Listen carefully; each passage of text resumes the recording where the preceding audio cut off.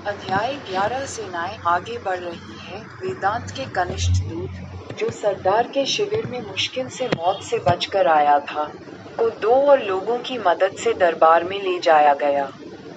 वह पूरी तरह से घायल और जख्मी दिख रहा था। उसके कपड़े अभी भी खतरनाक यात्रा की वजह से धूल से सने हुए थे। सरदार खान के कार्यों का आघात उसकी आंखों में स्पष्ट था, जब वह स्क्रॉल के साथ भयावह घटना को याद कर रहा था। वेदांत बढ़ते भय के साथ सुन रहा था।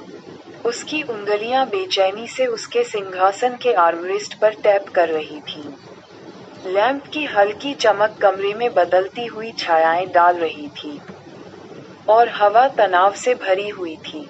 जब वेदांत को लगा कि दूत ने अपनी बात खत्म कर ली है, तो वह अपने सेनापति कृष्ण की ओर मुड़ा।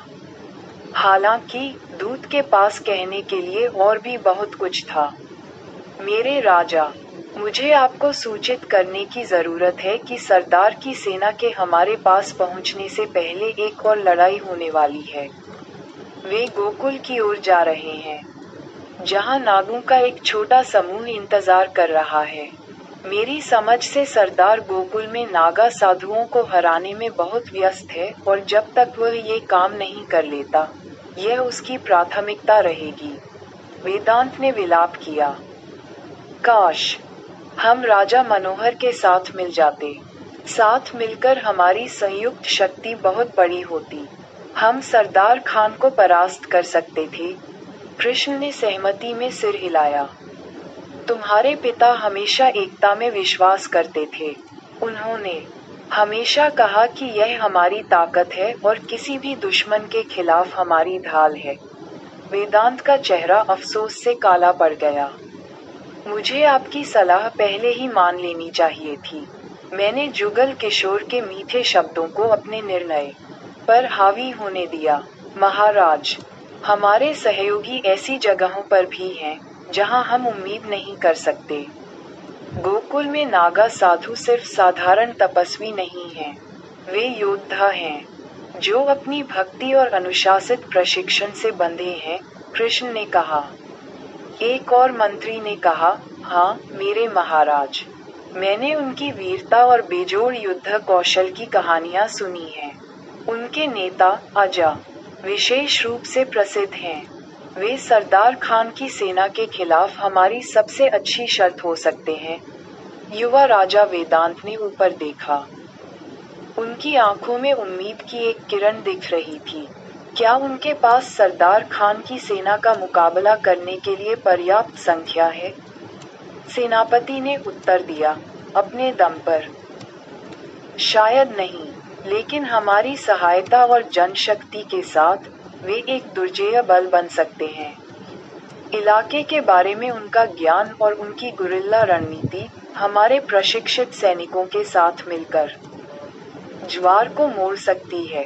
वेदांत ने इसे समझने में एक पल लगाया। वह जानता था कि नागा साधुओं के साथ गठबंधन करना अपरंपरागत था, लेकिन मुश्किल समय में हताश करने वाले उपायों की आवश्यकता होती है, और इसलिए उसने नागा साधुओं के साथ गठबंधन करने का फैसला किया। राजा वेदांत ने एक ऐसा निर्णय लिया जिसने उसके दरबार में कई लोगों को आश्चर्यचकित कर दिया। सरदार खान के साथ अपरिहार्य संघर्ष की प्रतीक्षा करने के बजाय आक्रामक होना। उन्होंने तुरंत गोकुल की ओर जाने का आदेश दिया। उनके सेनापति ने ये कदम उठाने की सलाह दी थी, ये सुझाव देते हुए कि उनका सबसे अच्छा मौका गोकुल की सहायता करना और आक्रमणकारी के खिलाफ एकजुट मोर्चा बनाना है। सैकड़ों अफगान झंडे हरे सोने में कढ़ाई की हुई दोधारी तलवार वाले हवा में लहरा रहे थे, जो आगे बढ़ती सेना की दुर्जेय उपस्थिति का संकेत दे रहे थे। सरदार खान की विशाल सेना के गोकुल की ओर बढ़ते ही जमीन कांप उठी। उनके समन्वित कदम लयबद्ध गड़गड़ाहट की तरह गूंज रहे थे, जो मीलों दूर से उनके आने की घोषणा कर रहे थे। सैनिकों की चमचमाती हरी और काली वर्दी सुबह की धूप को प्रतिबिंबित कर रही थी, जो एक झिलमिलाती चमक बिखेर रही थी। प्रत्येक योद्धा जटिल कवच से सुसज्जित था, जिसे न केवल सुरक्षा के लिए बल्कि डराने के लिए भी डिजाइन किया गया था। यह एक विशाल, चलता फिरता किला था, घोड़ों और ऊंटों का एक तूफान, चलने वाले हथियारों की एक परेड।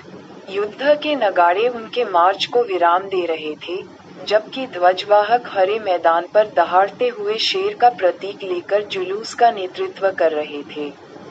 धनुषधारी तीरंदाज, घोड़ों के साथ घुड़सवार सेना, भाले और तलवारें लिए पैदल सैनिक, सभी एक ही उद्देश्य से मार्च कर रहे थे, सरदार खान के लिए गोकुल का दावा करना। उनके ऊपर शिकारी पक्षी चक्कर लगा रहे थे, जो विशाल सेना की ओर आकर्षित थे और शायद आसन्न संघर्ष को भांप रहे थे। वे जिस भी गांव से गुजरे, वहां सन्नाटा छा गया, उसके निवासी डर और खौफ के मिश्रण से छिपकर देख रहे थे। इस बीच गोकुल में सेना के आने की खबर जंगल की आग की तरह फैल गई। अजा और नागा साधु तैयार हो गए, ये जानते हुए कि आने वाला युद्ध उन्हें पहले कभी नहीं हुई तरह की परीक्षा देगा। पहले उन्होंने सरदार की सेना का सामना किया था, लेकिन अब उन्हें उसकी सेना की पूरी ताकत का सामना करना था। गांव में तनाव बढ़ गया और गोकुल ने आने वाली स्थिति के लिए खुद को तैयार कर लिया। मठाधीश ने सभी नागा साधुओं को निर्देश दिया था कि वे सुनिश्चित करें कि कोई भी नागरिक हताहत न हो। गोकुल से ग्रामीणों का पलायन पहले ही शुरू हो चुका था। लोगों को अपने जरूरी सामान और कीमती सामान समेटकर अपनी प्यारी जमीन को अलविदा कहने के लिए मजबूर होना पड़ा। महिलाएं विदाई में रो पड़ीं और पड़ोसियों ने जरूरी सामान का आदान प्रदान किया, जिससे परिवारों को कम से कम कुछ दिनों तक जीवित रहने में मदद मिल सके। कई परिवारों ने जाने से इनकार कर दिया और अपनी जमीन के लिए लड़ना चाहते थे।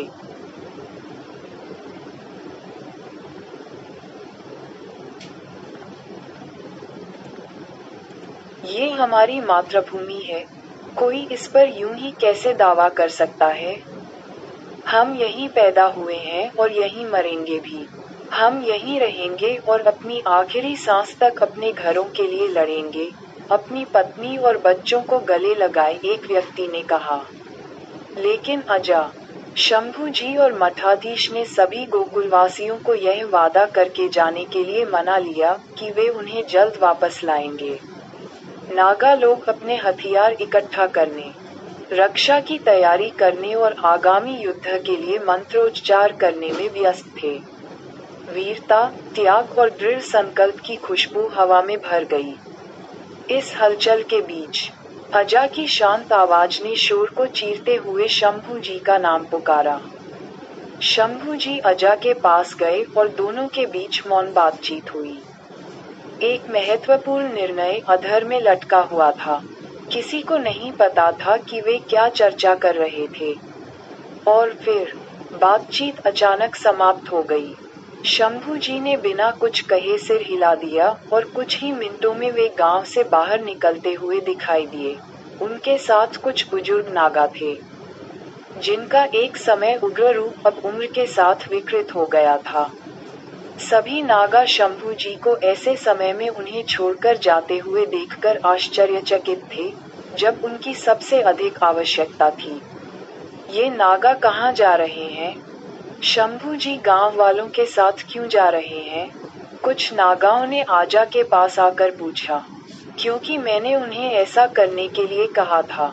वे बूढ़े हैं और अगर युवा और शक्तिशाली लोगों का साथ नहीं मिला तो वे मर जाएंगे। ये शब्द नागा योद्धाओं के लिए बहुत बड़ी निराशा और सदमा थे।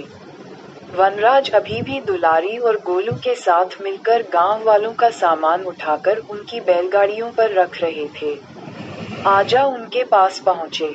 वनराज, समय आ गया है मेरे मित्र, तुम भी गांव वालों के साथ जा रहे हो। उसकी निराशा देखकर अजा ने कहा। तुमने बहुत मदद की है वनराज, तुमने अपनी भूमिका बहुत खूबसूरती से निभाई है और तुम्हारे योगदान को कभी नहीं भुलाया जा सकेगा। लेकिन अब समय आ गया है कि तुम गोकुल छोड़ दो। लेकिन क्यों, अजा? मैं लड़ सकता हूँ। मैं कहीं नहीं जाऊंगा। अभी भी बहुत कुछ है जो मैं कर सकता हूँ। तुम देखोगे।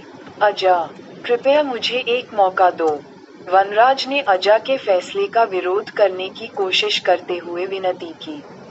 लेकिन अजा दृढ़ निश्चयी था। क्या तुम्हें वह वादा याद है जो तुमने यहाँ आने के दिन किया था? हाँ, मैं गोकुल में रह सकता हूँ, लेकिन जब भी तुम कहोगे मुझे जाना पड़ेगा, वनराज ने लंबे चेहरे के साथ उत्तर दिया। चिकित्सा शिविर में शंभू जी जाने से पहले ध्रुव के पास गए, जो अफगानों के खिलाफ लड़ाई के लिए अपने आदेशों की प्रतीक्षा कर रहा था। उन्होंने ध्रुव के कंधे पर हाथ रखा। मुझे नहीं पता कि हम फिर मिलेंगे या नहीं, लेकिन यह मेरे दोस्त, तुम्हारे नए संकल्प के लिए मेरी तरफ से एक उपहार है। उठो और गलत के खिलाफ अपना फरसा उठाओ और अपना भाग्य पूरा करो, शंभू जी ने ध्रुव को एक धारदार कुल्हाड़ी देते हुए कहा। ध्रुव ने सिर झुकाया और दोनों हाथों से हथियार को स्वीकार किया। शंभू जी के जाने की फुसफुसाहट जंगल की आग की तरह फैल गई। नागाओं ने अपनी गतिविधियां रोक दी। उनकी आंखें प्रस्थान करने वाले समूह का अनुसरण कर रही थीं। उनके चेहरों पर भ्रम और क्रोध का मिश्रण था। कुछ ने इसे विश्वासघात के रूप में देखा। दूसरों ने शंभू जी के प्रति अजा का पक्षपात माना। बड़बड़ाहट तेज हो गई और माहौल तनावपूर्ण हो गया। उनमें से कुछ ने जोर देकर कहा कि नारायण इस मुद्दे को अजा के सामने उठाए। अजा, आपने शंभू जी को ऐसे समय में हमें छोड़ने की अनुमति क्यों दी जब हमें उनकी सबसे अधिक आवश्यकता थी? क्या आपका दिल अपने गुरु के प्रति नर्म हो गया है? क्या उसका जीवन हमारे जीवन से ज्यादा कीमती है? नारायण ने पूछा। सामूहिक अशांति को देखकर आजा एक ऊंचे मंच पर चढ़ गया। भाइयों, उसने कहा, उसकी आवाज पूरे शिविर में गूंज रही थी, मैं आपकी चिंताओं, आपके संदेहों को समझता हूँ।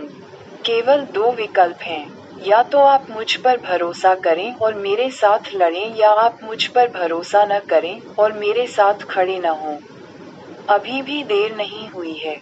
मुझे आप सभी पर भरोसा है और मैं अपनी बात पर अड़ा हुआ हूँ। अब चुनाव आपका है। मैं आप में से किसी के लिए भी अपनी जान देने को तैयार हूँ। और मुझे पता है कि जो लोग यहाँ रहेंगे वे मेरे लिए भी ऐसा ही करेंगे। लेकिन यह व्यक्तिगत जीवन के बारे में नहीं है। ये हमारे सामूहिक भविष्य के बारे में है। मैं शंभू जी या अपने लिए नहीं, बल्कि हम सबके लिए फैसला करता हूँ। मैंने जो सबसे अच्छा लगा वह तय कर लिया है। अब आपका सबसे अच्छा फैसला लेने की बारी है। नागाओं ने एक दूसरे की तरफ देखा। मठाधीश ने कुछ कदम आगे बढ़कर कहा, मुझे आप पर भरोसा है और मैं बिना किसी शर्त के आपके साथ खड़ा हूँ। धीरे धीरे बड़बड़ाहट बंद हो गई और फिर से युद्ध पर ध्यान केंद्रित होने लगा। नागाओं की एकता एक बार फिर मजबूत हो गई थी और वे आगे आने वाली चुनौतियों का सामना करने के लिए तैयार थे। तारांकन दूसरी तरफ सरदार खान अपने भव्य घोड़े पर बैठे थे और गोकुल के सामने हरे भरे परिदृश्य का निरीक्षण कर रहे थे। क्षितिज पर उनकी बटालियन के विशाल फैलाव से निशान बने हुए थे, हजारों बख्तरबंद सैनिक। उनके हथियारों की चमक दूर से ही दिखाई दे रही थी, जो तैयार खड़े थे। एक अधिकारी सरदार खान के पास सरपट दौड़ा और उन्हें सलामी दी। हुजूर, हमारे कुछ स्काउट वापस नहीं आए हैं। वे इलाके का निरीक्षण करने गए थे, लेकिन उनका कोई पता नहीं चला। सरदार खान ने अधिकारी की ओर एक नजर डाली। उनके होठों पर हल्की सी मुस्कुराहट थी। अपने आसपास देखो, उसने विशाल सेना की ओर इशारा किया जो आंखों की पहुंच से दूर तक फैली हुई थी। क्या तुम्हें सच में लगता है कि कुछ लापता लोगों से कोई फर्क पड़ेगा?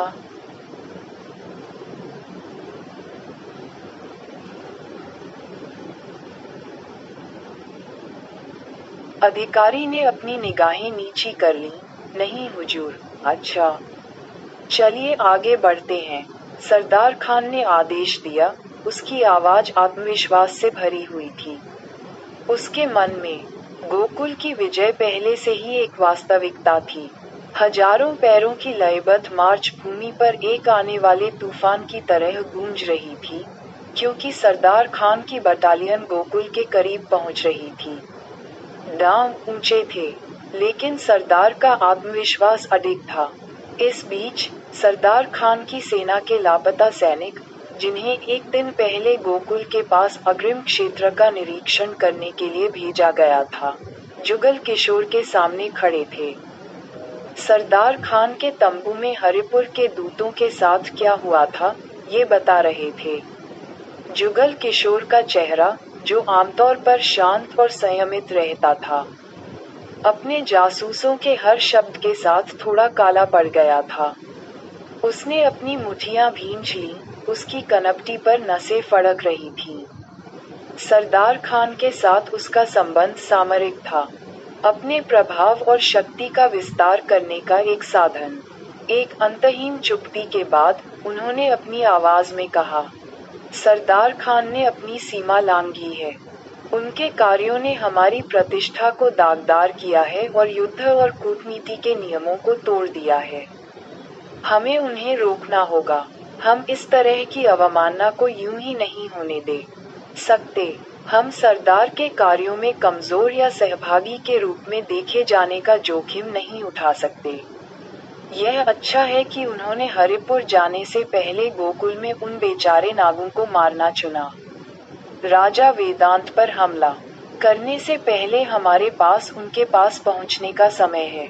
हम तुरंत गोकुल की ओर कूच करेंगे और सरदार खान को हरिपुर में और तबाही मचाने से पहले ही रोक देंगे। सेना तैयार करें। सेनापति ने सलामी दी। उसका दृढ़ निश्चय स्पष्ट था। ये हो जाएगा, मेरे स्वामी। जब सेनापति अपनी सेना को इकट्ठा करने के लिए चले गए, तो जुगल किशोर ने घट रही घटनाओं पर विचार किया। गठबंधन बदल रहे थे। ऐसा लग रहा था कि गोकुल की सड़क एक टकराव का केंद्र बन रही थी, जो पूरे क्षेत्र के भाग्य को बदल देगी। गोकुल में वापस आकर अजा ने गोकुल से दूर जाने वाले संकरे रास्ते की ओर देखा। शंभू जी, कुछ बूढ़े नाग और वनराज शहर के लोगों को सुरक्षित क्षेत्र में ले जा रहे थे। मशाल की रोशनी में अजा का रूप भव्य चट्टान पर दिखाई दे रहा था। उनका भगवा ध्वज रात की हवा के खिलाफ विद्रोही ढंग से लहरा रहा था। अधिराज एकाकी आकृति की ओर चला गया। वह अजा के कंधों पर वजन महसूस कर सकता था। एक नर्म, चिंतित स्वर में उसने कहा, तुम खोई हुई लग रही हो। तुम अपनी चिंता मेरे साथ साझा कर सकती हो, अगर इससे तुम्हें किसी भी तरह से आराम मिलता है। अजा ने मुड़कर अधिराज की आंखों में देखा, जैसे कि उसकी आत्मा की उम्र को समझकर उस पर अपना भरोसा मजबूत कर रही हो। उसने एक पल रुककर अपनी भावनाएं कहने का फैसला किया। अपराध बोध के साथ अजा ने उत्तर दिया, हाँ, मैं खोया हुआ महसूस करता हूँ। कभी कभी एक व्यक्ति जानता है कि कोई भी उसे सांत्वना नहीं दे सकता या उसकी समस्याओं का समाधान नहीं कर सकता, लेकिन फिर भी वह चाहता है कि कोई उसकी बात सुने, क्योंकि इसे जोर से कहने से ही राहत मिलती है कि दर्द का बोझ साझा किया जाता है। मैं धन्य हूँ कि मैं यहाँ पहुँच गया, अपने भगवान शिव के इतने करीब। मुझे उनकी सेवा करने का सौभाग्य मिला है, लेकिन यह एक सवाल मेरे लिए सब कुछ अधूरा कर देता है। ऐसी लड़ाइयाँ हैं जो एक व्यक्ति अपने भीतर लड़ता है। मैं यह न जानने से पीड़ित हूँ कि मैं कौन हूँ, किसका बेटा, किसका खून, किसका अभिमान, किसका उद्धार।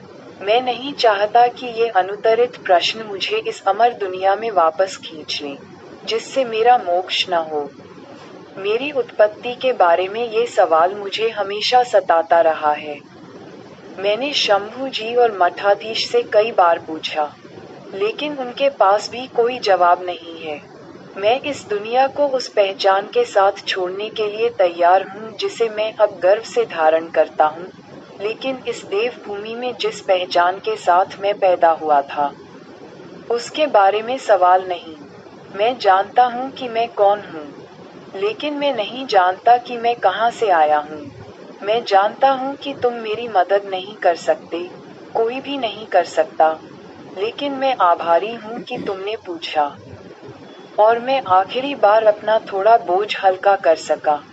जैसे ही अधिराज ने अजा की आंखों को देखा, अजा के चेहरे पर थोड़ी सी मुस्कान आ गई।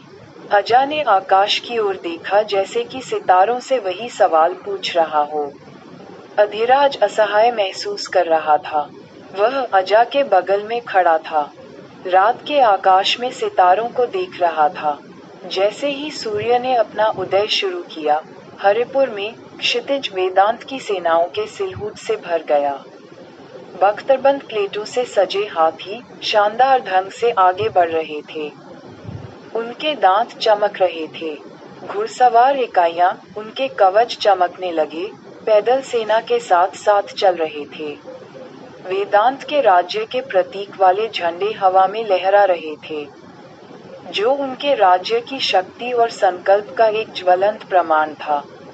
वेदांत स्वयं आगे की ओर सवार था, जो दृढ़ निश्चय और राजसीपन की प्रतिमूर्ति था। उसने सुनहरे कवच पहने हुए थे। उसके हेलमेट पर पंख लगे थे जो उसके राजा होने का संकेत दे रहे थे।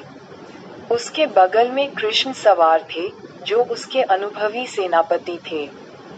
उनकी चर्चाएं स्थिति की गंभीरता को प्रतिध्वनित कर रही थी। हमारे बिना सरदार खान की सेना के सामने नागाओं के पास कोई मौका नहीं है। हमें उनकी जितनी जरूरत है, उससे ज्यादा उन्हें हमारी जरूरत है। ये गठबंधन हमारे लिए सबसे अच्छा मौका है। हमें जितनी जल्दी हो सके गोकुल पहुंचना चाहिए।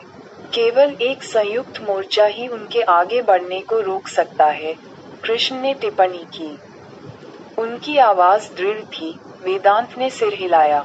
जैसे जैसे सेना आगे बढ़ी, जिस क्षेत्र से वे गुजरे, वहां के ग्रामीण और शहरवासी उनका उत्साहवर्धन कर रहे थे।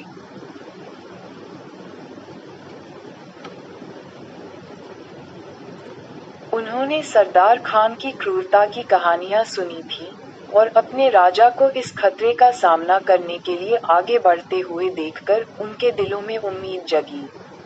गोकुल का रास्ता अनिश्चितताओं से भरा था, लेकिन राजा वेदांत के साथ कृष्ण के नेतृत्व में उम्मीद की एक स्पष्ट भावना थी। अब 3 सेनाएं 3 अलग अलग दिशाओं से गोकुल की ओर बढ़ रही थीं और बीच में 100 से भी कम नागा योद्धा थे। शंभू जी के अन्य पुराने नागाओं के साथ चले जाने के बाद उनकी संख्या कम हो गई थी। आगे का अध्याय सुनने के लिए कृपया हमारे चैनल स्टोरी नुक्कड़ को सब्सक्राइब करें और इस वीडियो को लाइक करें। सुनने के लिए धन्यवाद।